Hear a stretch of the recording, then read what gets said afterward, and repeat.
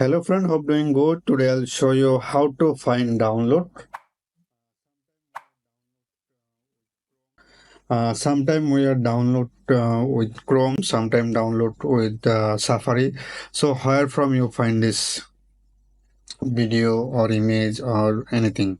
So I show you something one by one. So first I go Safari. Okay.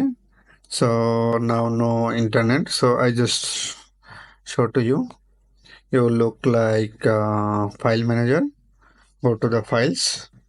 Then if you go back, here in showing some option. Okay.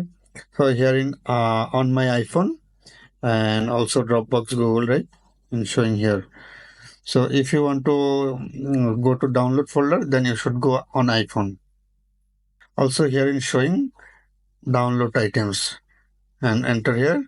There is no download files because still now I can't download any files with Safari. If you download with Safari, then file you will get from here. But if you download from Chrome, I mean using Chrome, then you should go Chrome. Then here is showing the many option or many files before I download from with Chrome. So that's it. And thanks for the watching. Please like this and subscribe this channel. Bye bye.